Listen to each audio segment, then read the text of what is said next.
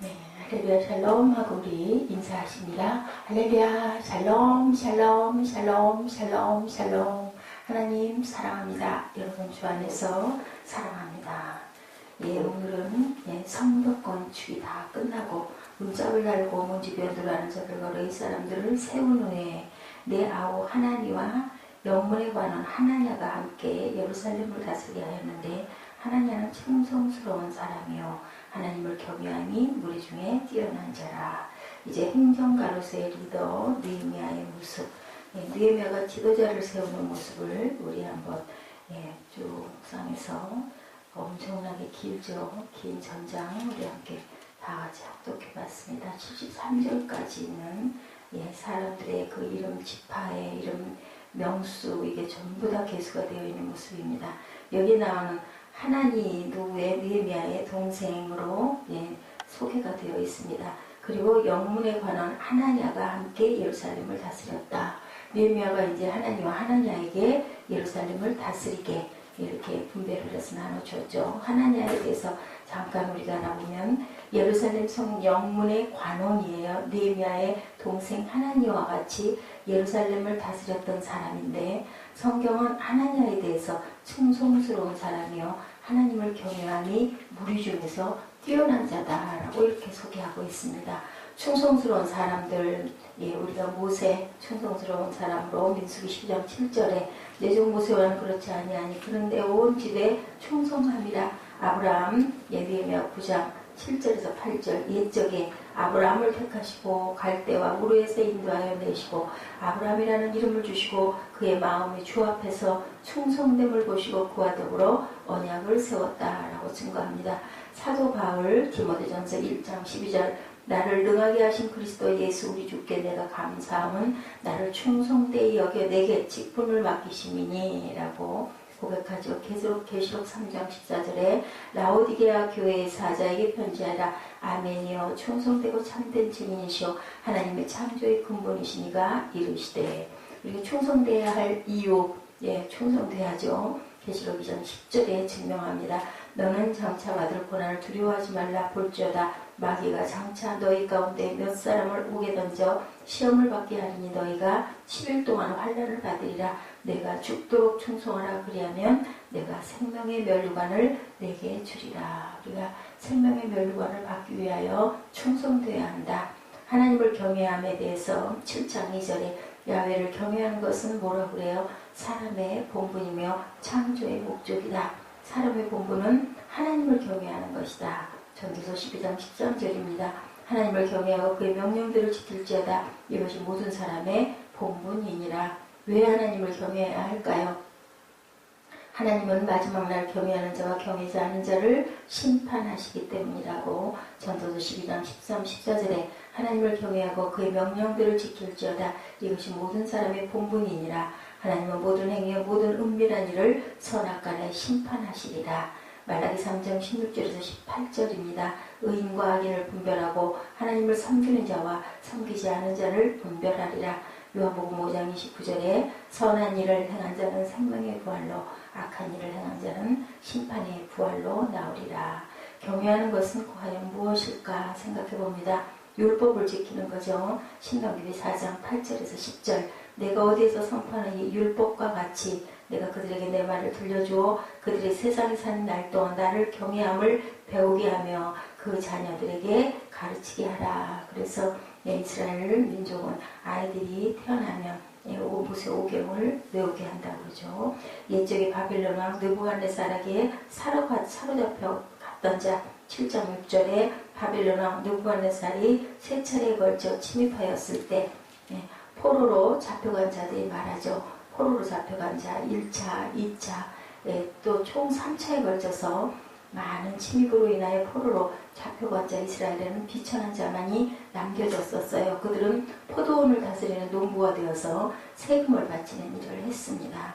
여기 또한 제사장의 직분에 대해서, 우림과 둠밈에 대해서도 또 나오죠. 대제사장이 흉패 속에 넣어 보관하고 있다. 하나님의 뜻을 알아보기 위해 사용하는 거룩한 제비. 그래서 그 제비 뽑기가 지금도 뭐가 정확하게 정해지지 않거나 할 때 우리가 제비를 뽑습니다. 사무엘상 23장 9절에서 12절에 다윗은 사울이 자기를 살해하는 음모를 알고 제사장 아비아달에게 이르되 에봇을 이리로 가져오라 하고 이스라엘 하나님 야훼여 원하건대 주의 종에게 일러주옵소서 하니 야훼께서 이르시되 그가 내려오리라 하신자 다윗이 이르되 그 일라 사람이 나와 내 사람을 사울의 손에 넘기겠나이까 하니 야훼께서 이르시되 그들이 너를 넘기리라 하신지라. 이렇게 말씀하신 그 부분들로 지금은 또 뭐가 많이 나와요? 예, 이단 사설이 그리고 예언받았다는 자들이 무서운 줄 모르고 함부로 나오는 그런 것들이 많죠. 우리가 주님을 어려운 상황에서 하나님의 뜻을 알려고 할 때 사용했다라고 제비가 둘이라는 것 양자 택일의 특정한 문제에 대해서 긍정 아니면 부정의 답이 나온다는 것을 뜻한다라고 이렇게 이렇게 쭉 설명이 되어져 있습니다. 성경 안에 보니 오늘은 포로에서 돌아온 사람들의 내용이 쭉 이렇게 73절에 이어서 나타나 있고 그리고 맨 마지막 절에 보니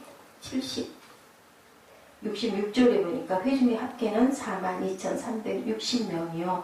그 외에 노비가 7,337명이요.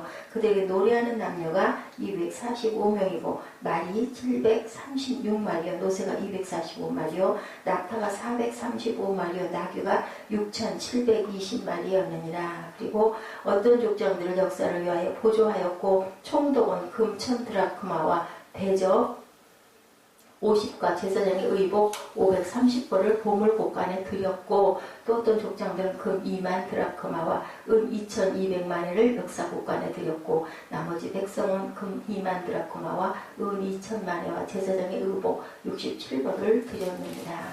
아버지 앞에 드린 그러한 그 예물에 대한 것을 이렇게 말씀하고 73절에는 백성 앞에서 율법책을 읽다 이와 같이 제사장들과 레위 사람들과 문지기들과 노래하는 자들과 백성 몇 명과 느디림 하는 사람들과 온 이스라엘 자손이 다 자기들의 성읍에 거주하였느니라. 이렇게 모여서 사는 모습 이렇게 쭉 정리를 정돈을 이렇게 하죠. 나와있던 사람들 성벽이 건축되며 문짝 달고 문지기와 노래하는 자들과 레위 사람들을 세운 후에 하나니와 영문관한 하나냐가 예루살렘을 다스렸고 하나냐는 충성스러운 사람들이었더라.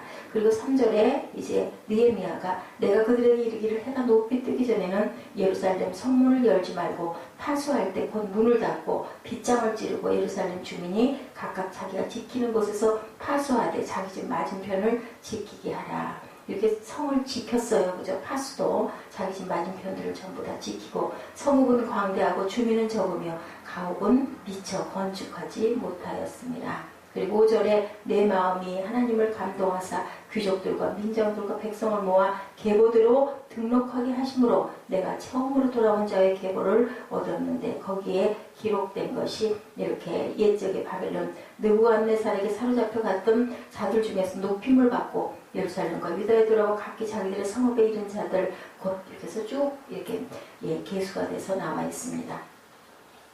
오늘 본문 예루살렘 성벽 건축을 완성하고 예루살렘의 행정관을 임명하고 예루살렘에 살 사람을 충원하기 위해서 93년 전 스룹바벨과 함께 1차 포로 귀환했던 명단을 다시 확인하는 내용들이 나와 있죠. 언제요? 100여 년 전입니다. 93년 전에 스룹바벨과 함께 1차 포로 귀환했던 명단. 느헤미야는 언제 왔어요? 3차 포로 교환으로 왔죠. 무엇을 하려고? 내적인 부흥, 내적인 성전 건축을 하러 왔습니다. 그래서 지금 내적 성전 건축의 내용들이 나와 있죠. 쭉 계수하고 정리하고 정돈하고 어떻게 너희들 성을 지켜라. 이런 행정적인 것들의 절차를 기록하고 정돈하는 내용이 나와 있죠. 믿음의 행정가의 자질입니다. 그것도 5절에 보니까 4절에 보니 5절에 보니 내 하나님 내 마음을 감동하사 하나님이 그런 마음을 주셔서 내가 이렇게 했다라고 증거합니다. 하나님은 충성스럽다. 하나님을 경외함이 무리 중에 뛰어난 자다. 2절에 그러죠. 행정가에게 행정을 잘 보는 사람이 중요했을 거예요. 그렇기 때문에 행정을 잘 보는 것에 앞서서 더 중요한 것 그렇지만 그것은 신실함과 하나님을 경외하는 충성을 가진 사람이다. 하나냐가 그렇다고 그러죠. 신실함이라는 것은 과연 무엇일까 제가 묵상해봤습니다.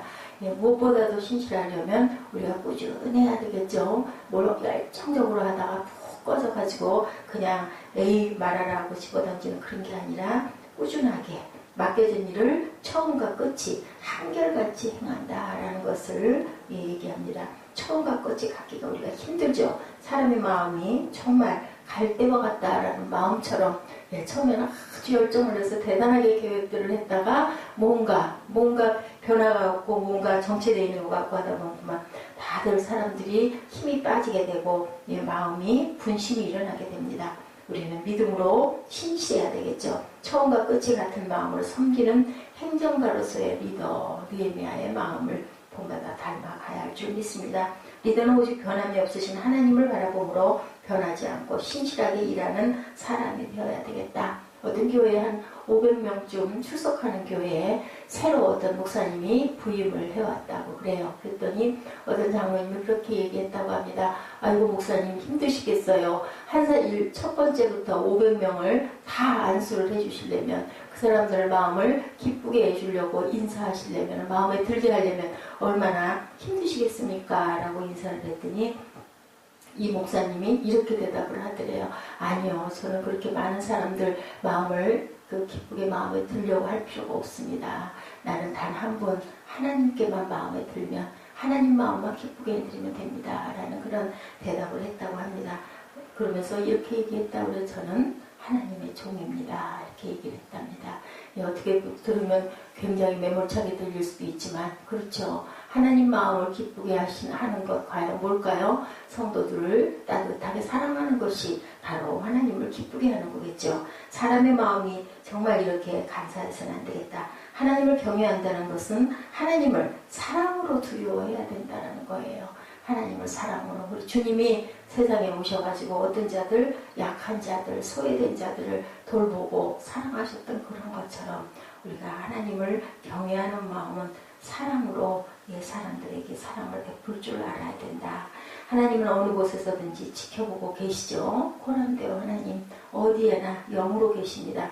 그 지켜보시는 하나님을 의식하기 때문에 이 일을 처리함에 있어서 앞뒤가 같아야 되겠다. 사람이 보든 안 보든 그죠? 누가 있든 없든 항상 우리는 한결같이 누가 계시니까 하나님이 계시니까 나를 지으신 아버지가 나를 늘 지키고 계시니까 사람이 보지 않아도 하나님을 보고 계시기 때문에 하나님을 경외하는 리더들이 되어야 할 줄 믿습니다. 그런데 어리석은 리더들은 사람을 경외하죠. 사람이 보는 곳과 보지 않는 곳에서 처신이 다릅니다. 그것은 사람을 경외하는 것이다. 우리는 하나님을 경외하는 리더가 되도록 그리고 행정가로서의 리더는 어떠한 사람이었나 봅니다. 리더는 사람을 이끄는 사람이죠. 그러다 보니 자연스럽게 행정이라는 것이 따르게 돼요. 제가 처음에 헌금봉투 감사헌금하면서 옛날에는 안 그랬거든요. 이름을 꼭 써야 되고 11조 할 때도 금액을 꼭 써야 되고 그 난이 있는 걸 보고 아주 한동안 그것을 갖고 골똘하게 갈등을 했던 적이 있습니다. 그런데 나중에 깨닫고 마음에 감동이 온 것은 그래 이것도 교회 행정을 돕는 일이다. 많은 사람들 이렇게 들어오는 헌금이나 이런 부분의 것들을 계수를 하고 정리를 하자면 이거는 있어야 될 일이겠다 하고 제가 이름을 쓰고 헌금을 했던 그런 기억이 있습니다. 오늘 본문에 느헤미야는 그가 성벽을 완성한 지점에서 약 93년 전에 해당하는 수룹바벨을 중심으로 포로 1차 귀환 때 자료를 찾아낸 것은 예루살렘에 사람이 부족해서 전에는 성벽이 완성되지 못했죠. 사람들이 조금 있었는데 사람을 충원하기에 어떤 사람이 살도록 해야 할지를 고민하면서 생각해낸 방안이었습니다. 주먹구구식으로 사람을 충당하면 안 되기 때문에 행정적 자료를 먼저 조사하는 것. 우리가 읽기에도 번잡스럽고 읽기에도 이름도 정말 힘들죠. 근데 그 많은 사람들을 찾아서 이렇게 명수까지 몇 명까지 다 적을 때 얼마나 어려움이 많았을까요? 행정이 편파적이면 사람들에게 좋지 않은 영향이 미쳐지는 것을 염려한 거죠.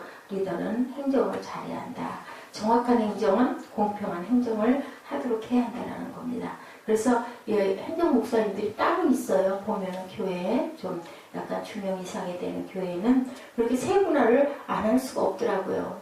어떻게 보면은 목사님이면 다 관여를 해줘야 되지. 그렇게 싶은데 행정만 하기에도 바쁘고 정신이 없으니까 그 분야에 계신 분은 행정 목사로만 일을 하십니다. 정확한 행정을 위해 정확한 법 지식과 자료를 가지고 있어야 되고 일의 순서를 따라야 되고 행정이 올바라야 한다는 거죠.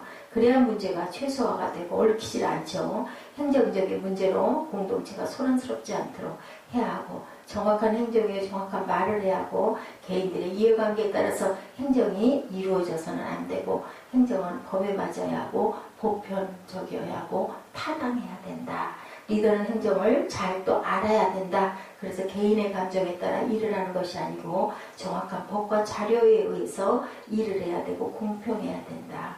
일을 처리하는 리더의 모습을 보면서 행정가로서 리더의 모습을 생각해 봅니다. 전문적인 지식도 있어야 되고 훈련도 받아야 되고 공부도 해야 되겠죠. 행정에 있어서 가장 중요한 것은 신실함과 그 바닥에 하나님을 경외하는 마음을 가지고 있어야 된다. 그래서 우리가 보면은 헌금 개수할 때도 그죠? 그 부분에 부정한 마음이 없는 그러한 사람들이 모여서 헌금 개수를 합니다. 왜냐하면 금전을 보다 보면 욕심이 생기게 되고 필요가 늘 있다 보니까 뭐 표가 있으니까 거둬온 사람들이 몇 명일지 모르죠. 헌금 바구니에는. 그렇기 때문에 그것이 아주 중요하다는 얘기들을 많이 해요. 그리고 일에 대한 정확한 법과 사실관계가 또한 중요하다. 개인의 감정이나 마음대로 일을 처리해서는 안 된다. 우리의 일이 하나님의 나라를 이루는 것을 알아서 바른 행정가로서 리더가 되어야 되겠다. 우리는 항상 기준을 어디에다 둬야 된다. 하나님의 그 경외하는 마음, 호람되어 하나님을 바라보는 마음, 신실한 마음, 꾸준한 마음, 악과 네가 늘 같은 그런 마음을 가지고 살아야 되겠다는 것. 오늘 귀한 말씀, 교회의 여러 가지 그 행정 부분에서도 이런 모든 것들이 따라야 되겠다는 것을 우리가 기억을 해야 할 줄로 믿습니다. 알람을 잘못 해놨더니 막 고로 되네요. 우리 기도하시겠습니다.